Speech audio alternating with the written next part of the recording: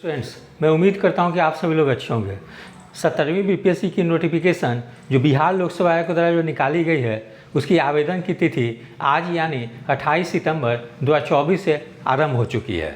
तो जो भी अभ्यर्थी इसके लिए एलिजिबल हैं और आवेदन करने की सोच रहे हैं, तो वे लोग पहले फॉर्म भरने के पहले कुछ जो महत्वपूर्ण जो गाइडलाइंस या दिशा निर्देश है उसको ज़रूर से उसको पढ़ लेंगे अच्छी तरह से, जिससे कि आगे जाकर उन लोग को कोई प्रॉब्लम नहीं हो। तो सबसे पहला पॉइंट मैं आप इसी के संदर्भ में मैं आपको विज्ञापन में जो शर्तें दी गई है, यानी एडवर्टीजमेंट में जो शर्तें दी गई है, कंडीशन दी गई है, वो सबको मैं ब्रीफ में जो इंपॉर्टेंट पॉइंट है वो बता दे रहा हूँ, जिससे कि आप लोग विज्ञापन को अच्छी तरीके से समझ जाएं और फॉर्म भरने में कोई दिक्कत ना हो। तो सबसे पहले मैं एक चीज़ आप लोगों को बता देता हूं कि अभी 2 दिन पहले ही या इसके पूर्व में बिहार लोकसेवा आयोग के चेयरमैन सर ने प्रेस कॉन्फ्रेंस करते हुए बताई थी कि इस बार जो 17वीं बीपीएससी की जो प्रारंभिक परीक्षा होगी, वो परीक्षा एक से अधिक चरणों में आयोजित हो सकती है यदि कैंडिडेट की संख्या ज़्यादा होगी तो। और दूसरी चीज़, इस बार मल्टी सेट क्वेश्चन होंगे, यानी सेट जो तैयार की जाएगी वो एक से अधिक होगी। ठीक है, तो यहाँ मैं थोड़ा सा स्टूडेंट का कन्फ्यूजन दूर कर दूँ, क्योंकि मैं कई स्टूडेंट से बात किया तो वे लोग समझ रहे थे कि हर ज़िले की अलग अलग क्वेश्चन होगी। जैसे सपोज कीजिए कि पटना में अगर एग्ज़ाम हो रही है पीटी की, तो यहाँ क्वेश्चन कुछ और होंगे। अगर कोई मुजफ्फरपुर में एग्ज़ाम दे रहे हो तो वहाँ कुछ और क्वेश्चन होंगे। तो ऐसी नहीं होगी। उन्होंने मल्टी सेट कहने का मतलब ये है कि क्वेश्चन तो 1 से 100 तक सेम ही होंगे, लेकिन क्वेश्चन का जो मतलब क्रम जो बोलते हैं ना, सीरीज जिसको बोलते हैं, जैसे कोई क्वेश्चन अगर नंबर 1 पे जो पटना डिस्ट्रिक्ट में है, उसी को हो सकता है कि नंबर 10 पे कर दिया जाए मुजफ्फरपुर डिस्ट्रिक्ट में, या क्वेश्चन नंबर 1 जो पटना में है उसी को आपको गया में कर दिया जाए, क्वेश्चन नंबर 20 कर दिया जाए। ठीक है, तो इस प्रकार से क्वेश्चन को रिसफल कर दिया जाएगा ऊपर नीचे। ठीक है, चेयरमैन सर के कहने का तात्पर्य ये था, लेकिन स्टूडेंट लोग इसको थोड़ा सा समझ नहीं पाए। वो लोग सोच रहे हैं कि हर जिले की अलग अलग क्वेश्चन होगी, तो हो सकता है कि क्वेश्चन की लेवल ऑफ डिफिकल्टी हार्ड हो सकती है, या फिर नॉर्मलाइजेशन करना पड़ेगी, तो उसमें हम लोग को नुकसान हो सकती है। तो ऐसा बिल्कुल नहीं है कि अलग अलग क्वेश्चन होंगे। सिर्फ यहाँ मल्टी सेट क्वेश्चन तैयार करने का मतलब ये हुआ कि सेट जो होगी वो 1 से अधिक होगी, और क्वेश्चन जो होगी ऊपर नीचे कर दी जाएगी हर सेट में। ठीक है, कहने का तात्पर्य ये था। अब मैं आपको नोटिफिकेशन में जो कुछ प्रमुख प्रावधान रखे गए हैं वो मैं आपको बता देता हूँ, क्योंकि आज से एप्लीकेशन स्टार्ट हो गई है करने की आवेदन। तो मैं बेसिक चीज़ में आप लोगों को बता देता हूँ। सबसे पहला क्या है कि आरक्षण, एक चीज़ दी गई है कि अभी वर्तमान समय में जो है 60% आरक्षण पे विज्ञापन निकाली गई है, यानी कि 50% SC ST OBC की आरक्षण है और 10% EWS की है। लेकिन अभी पटना हाई कोर्ट के द्वारा जो बिहार सरकार के द्वारा जो 75% आरक्षण की व्यवस्था की गई थी उसको रद्द कर दी गई है। तो उसी के अगेंस्ट में बिहार सरकार ने सुप्रीम कोर्ट में अपील दायर की है। तो अभी सुनवाई अभी नहीं हो पाई है, तो वो केस अभी सुप्रीम कोर्ट में चल रही है। तो इन्होंने विज्ञापन में स्पष्ट रूप से मेंशन कर दिया है कि सुप्रीम कोर्ट की जो डिसीजन जो आएगी उस पर निर्भर करेगी कि आरक्षण या तो 65% होगी या 75% होगी। ठीक है, तो अभी वर्तमान समय में तो 50% यानी SC ST OBC के लिए 50% आरक्षण की व्यवस्था की गई है और 10% EWS की गई है। लेकिन ये सुप्रीम कोर्ट के डिसीजन पर निर्भर करेगी कि SC ST OBC के लिए आरक्षण की व्यवस्था 65% होगी या नहीं होगी। तो इसका उन्होंने मेंशन कर दिया है एडवर्टीजमेंट में ही। फिर है, आरक्षण का लाभ जो है वो बिहार के मूल निवासी को ही मिलेगा। ठीक है, यानी बिहार के जो SC ST OBC और EWS कैंडिडेट हैं उन्हीं को आरक्षण का लाभ मिलेगा बीपीएससी के एग्जाम में। ठीक है, और साथ में उनको अस्थायी आवास प्रमाण पत्र भी प्रस्तुत करना होगा।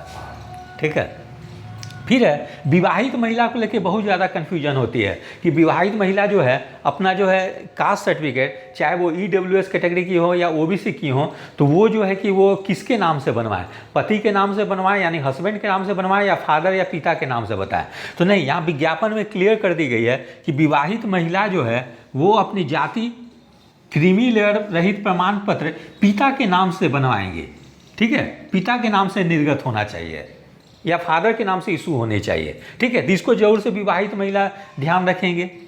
फिर है, सभी जो वांछित प्रमाण पत्र है प्रारंभिक परीक्षा के लिए आवेदन करने की अंतिम तिथि और संशोधन किए जाने पर आवेदन की अंतिम तिथि तक का होना आवश्यक है। ठीक है, तो इसका कहने का तात्पर्य है कि यदि प्रारंभिक परीक्षा की तिथि जो अक्टूबर में निर्धारित की, उसके आवेदन तिथि के यानी अप्लाई करने की लास्ट डेट के पहले तक का आपका जो है SC OBC और EWS की सर्टिफिकेट और निवास प्रमाण पत्र ये जो है ये सब आपकी पहले की बनी होनी चाहिए। यदि आप लास्ट डेट बीत जाती है उसके बाद आप यदि बनवाते हैं आवेदन तो वो वैलिड नहीं होगी, आपको आरक्षण का लाभ नहीं मिलेगी। इसलिए इसको अभ्यर्थी जरूर से ध्यान रखेंगे।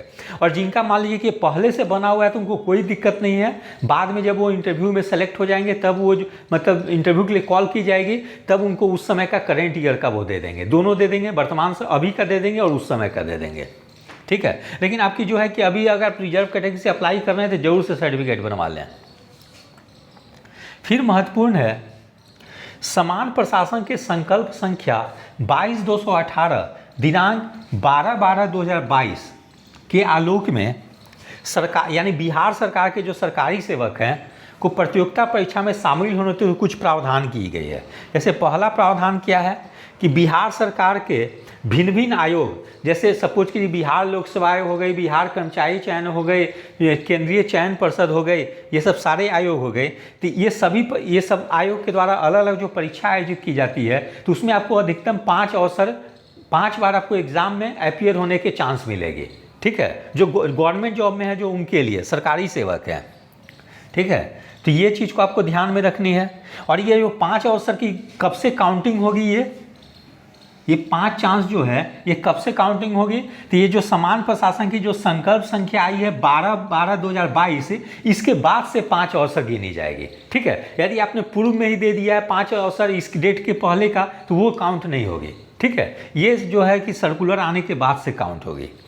फिर एक और महत्वपूर्ण चीज़ है और इससे बीपीएससी के द्वारा जो चयनित शिक्षक हैं या टीचर हैं उनको एक बहुत बड़ी राहत मिली है। ठीक है, जैसे इसमें प्रावधान किया गया है कि बिहार के सरकारी सेवकों को अधिकतम उम्र सीमा में 5 वर्ष की छूट मिलेगी। तो ये एक महत्वपूर्ण प्रावधान इस पर की गई है। ठीक है, इससे सर्वाधिक लाभ जो बीपीएससी से चयनित जो टीचर जो हैं उन लोगों को मिली है, क्योंकि कई सारे ऐसे टीचर थे जिनकी एज उम्र सीमा समाप्त हो गई थी, लेकिन इस प्रावधान के रहने के कारण वे लोग भी एलिजिबल हो गए हैं और वे लोग भी बीपीएससी की 17वीं बीपीएससी के लिए आवेदन कर सकते हैं। ठीक है, तो एक महत्वपूर्ण सूचना है। हाँ, फिर यहाँ जैसे ऑनलाइन आवेदन करने की प्रक्रिया क्या निर्धारित की गई है वो मैंने अपना एक नोट्स टाइप का तैयार किया है, वो पढ़ के बता देता हूँ जिससे आप लोग अच्छे से समझ लेंगे, जिससे कि आप लोग को आवेदन करने में कोई दिक्कत ना हो। जैसे 1 टाइम रजिस्ट्रेशन, तो आवेदक सर्वप्रथम बिहार लोक सेवा आयोग के ऑनलाइन आवेदन की वेबसाइट onlinebpsc.bihar.gov.in पर जाकर 1 टाइम रजिस्ट्रेशन के बटन पर क्लिक करते हुए अभ्यर्थी अपनी संबंधित सूचनाएं भेजेंगे एवं सबमिट बटन पर क्लिक कर सकेंगे, जिसके बाद स्क्रीन पर यूजर नेम एवं पासवर्ड प्राप्त होगा जिसे रजिस्टर्ड मोबाइल नंबर पर भी देखा जा सकता है। तो आपको फॉर्म भरने के समय शुरू में ये प्रोसेस अपनानी है। फिर है दूसरा पॉइंट है वैसे अभ्यर्थी जिन्होंने 69th एकीकृत सम्मिलित संयुक्त प्रतियोगिता परीक्षा में 1 टाइम रजिस्ट्रेशन कर लिया है वे उस समय प्राप्त यूजर नेम एवं पासवर्ड से ही लॉगिन करेंगे। ठीक है, फिर नोट में दी गई है भविष्य में आयोग द्वारा प्रकाशित होने वाले सभी विज्ञापनों हेतु उक्त 1 टाइम रजिस्ट्रेशन में प्राप्त यूजर नेम एवं पासवर्ड ही मान्य होगा। फिर एप्लीकेशन में हम लोग देखते हैं 1 टाइम रजिस्ट्रेशन की प्रक्रिया पूर्ण करने के बाद रजिस्टर्ड मोबाइल नंबर पर प्राप्त यूजर नेम एवं पासवर्ड से अभ्यर्थी ऑनलाइन bpsc.bihar.gov.in के होम पेज पर लॉगिन करेंगे। लॉगिन करने के उपरांत अभ्यर्थी को उनके 1 टाइम रजिस्ट्रेशन डैशबोर्ड पर एक्टिव ऑनगोइंग एडवर्टीजमेंट की लिस्ट का लिंक उपलब्ध होगा, यानी बहुत सारे एडवर्टीजमेंट की लिंक आ जाएगी। फिर है अगला पॉइंट है अभ्यर्थी को जिस एडवर्टीजमेंट के लिए आवेदन करना है उस पर क्लिक करेंगे। फिर है अभ्यर्थी द्वारा भरे गए विभिन्न विज्ञापनों के अंतर्गत ऑनलाइन एप्लीकेशन का डैशबोर्ड अलग अलग रहेगा। अभ्यर्थी को जिस विज्ञापन के लिए आवेदन करना है उसी लिंक पर क्लिक करने के बाद उस विज्ञापन का डैशबोर्ड खुलेगा, जिस पर आवेदन संबंधी अग्रेतर प्रक्रिया यथा ऑनलाइन पेमेंट, एप्लीकेशन सबमिशन आदि पूर्ण करना सुनिश्चित करेंगे। फिर अगला पॉइंट है आवेदन प्रपत्र में कतिपय या कुछ बॉक्स पूर्व से भरे होंगे जिसे अभ्यर्थी द्वारा वन टाइम रजिस्ट्रेशन के समय भरा गया है, यानी कुछ जो इन्फॉर्मेशन जो होगी कैंडिडेट से रिलेटेड वो पूर्व से ही भरी रहेगी। फिर अगला पॉइंट है, संबंधित विज्ञापन के अनुरूप एप्लीकेशन फॉर्म में निर्धारित स्थान पर सभी वांछित प्रमाण पत्र ऑब्लिक दस्तावेज की स्कैन्ड कॉपी जैसे पीडीएफ फॉर्मेट अधिकतम 100 KB साइज में अपलोड करेंगे। फिर अगला पॉइंट है, एप्लीकेशन फॉर्म में निर्धारित स्थान पर अभ्यर्थी वेब कैम के माध्यम से अपनी सुस्पष्ट फोटो कैप्चर कर अपलोड करने से पूर्व अभ्यर्थी सुनिश्चित कर लेंगे कि वे टोपी, मफलर, रंगीन चश्मा आदि नहीं पहने हो। ठीक है, तो फॉर्म भरने के पूर्व जो डायरेक्शन जो गाइडलाइंस है वो दी गई है यहाँ पे। फिर अगला पॉइंट है, निर्धारित स्थान पर हिंदी एवं अंग्रेजी में अपना सुस्पष्ट हस्ताक्षर अपलोड करेंगे। फिर अगला पॉइंट है, इसके बाद अभ्यर्थी एप्लीकेशन फॉर्म सबमिट करेंगे तथा ऑनलाइन पेमेंट की प्रक्रिया अपनाते हुए परीक्षा शुल्क की राशि का भुगतान करेंगे।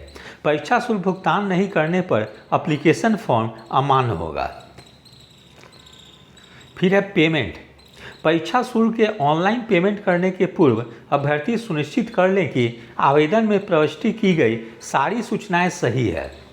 अभ्यर्थी द्वारा application form submit oblique payment करने के उपरांत ऑनलाइन आवेदन में की गई प्रविष्टि में एडिट करने का कोई प्रावधान नहीं होगा। तो इसको अभ्यर्थी अच्छे से ध्यान देंगे कि एक बार जो स्टूडेंट जो सबमिट कर देंगे, अगर पेमेंट कर देते हैं भरने के बाद, तो फिर उसमें एडिट का ऑप्शन नहीं आएगा। इसलिए सब कुछ अच्छे से आप लोग देख लेंगे। बहुत स्टूडेंट क्या करते हैं कि साइबर कैफ़े वाले हैं उसी पे छोड़ देते हैं और जो भी आपको जो इन्फॉर्मेशन जो कैंडिडेट रिलेटेड भरनी है उस पर ध्यान नहीं देते हैं। तो नहीं, इस बार आप अगर आवेदन कर रहे हो तो ज़रूर से आप जो साइबर कैफ़े के जो भी स्टाफ हैं वो लोग अगर फॉर्म को आपका भरते हैं तो एक बार अच्छे से चेक कर लेंगे आप लोग कि सारी जो है कि स्पेलिंग वगैरह सब कुछ अच्छे से भरी गई है कि नहीं। फिर अगला पॉइंट है, डैशबोर्ड पर उपलब्ध टैब ऑनलाइन पेमेंट के बटन पर क्लिक करते हुए परीक्षा शुल्क का भुगतान करेंगे। फिर है डाउनलोड फील्ड एप्लीकेशन फॉर्म। परीक्षा शुल्क के ऑनलाइन पेमेंट करने के बाद अभ्यर्थी उसी समय पुनः लॉगिन कर डैशबोर्ड पर उपलब्ध tab download field application form पर क्लिक करते हुए भरा हुआ आवेदन या PDF डाउनलोड कर लेंगे। अभ्यर्थी यह भी सुनिश्चित कर लें कि डाउनलोड किए गए आवेदन या PDF या हार्ड कॉपी के प्रत्येक पृष्ठ पर रजिस्ट्रेशन नंबर, बार कोड एवं सबमिटेड एप्लीकेशन अंकित है। ठीक है, आवेदन PDF या हार्ड कॉपी पर रजिस्ट्रेशन नंबर, बार कोड एवं सबमिटेड एप्लीकेशन नंबर में से किसी एक के अंकित नहीं होने पर भी आवेदन पूर्ण रूप से भरा हुआ नहीं माना जाएगा एवं आवेदन स्वीकार नहीं होगा। यानी जो भी आपने अप्लाई करते समय जो भी फॉर्म भरा है उसका प्रिंट आउट जरूर से निकाल लेंगे। ठीक है, और उसमें चेक कर लेंगे कि हाँ रजिस्ट्रेशन नंबर, बार कोड और सबमिटेड एप्लीकेशन नंबर हर पेज पे प्रिंट हो। ठीक है, फिर अन्य निर्देश कुछ और है वो भी मैंने जैसे यहाँ बता दे रहा हूँ। जैसे पहला है, वैसे अभ्यर्थी जिन्होंने ऑनलाइन आवेदन की प्रक्रिया पूर्ण कर ली हो फिर भी किसी त्रुटि के कारण या गलती के कारण दृष्टिगत अपना आवेदन कैंसिल करना चाहते हो तो वे अपना आवेदन कैंसिल नहीं कर पाएंगे। यानी एक बार आपने जो इन्फॉर्मेशन जो भर दिया उसमें कोई चेंज नहीं आएगी। इसलिए आप लोग जो है कि आवेदन करेंगे तो अच्छे से सब कुछ भर लेंगे तभी सबमिट करेंगे। दूसरा पॉइंट है, ऑनलाइन आवेदन में की गई प्रविष्टि में एडिट का कोई प्रावधान नहीं होगा। ठीक है, यानी एडिट आप नहीं कर सकते हैं, चेंज नहीं कर सकते हैं। फिर तीसरा पॉइंट है, अभ्यर्थी का नाम, जन्म तिथि, कोटि, परीक्षा शुल्क इत्यादि से संतुष्ट होने के उपरांत ही ऑनलाइन परीक्षा शुल्क जमा करेंगे। उम्मीदवार को शुल्क जमा करने के पहले अवश्य देख लेना चाहिए कि वे विज्ञापन के अनुसार पात्रता रखते हैं। और लास्ट पॉइंट है, विज्ञापन से संबंधित वर्णित सभी प्रमाण पत्र अंतिम रूप से भरे गए ऑनलाइन आवेदन को डैशबोर्ड से डाउनलोड कर हार्ड कॉपी अवश्य सुनिश्चित रखेंगे। यानी जो भी आपने फॉर्म भरा है उसका प्रिंट आउट जरूर से निकाल लेंगे और जब आपसे मांगी जाएगी तो वो आप प्रस्तुत करेंगे। ठीक है, तो ये मैंने कुछ महत्वपूर्ण गाइडलाइंस है फॉर्म भरने के लिए वो मैंने आप लोग को बता दिया है। आप लोग आवेदन करेंगे आज से यानी 28 सितंबर से आरंभ हो गई है, तो ज़रूर से ये सब पॉइंट को फॉलो करेंगे जिससे आप लोग को आगे जाकर कोई दिक्कत ना हो। ठीक है, तो यदि आप सभी लोग को मेरा चैनल अच्छा लगा हो इसे लाइक से और सब्सक्राइब करें। धन्यवाद, टेक केयर।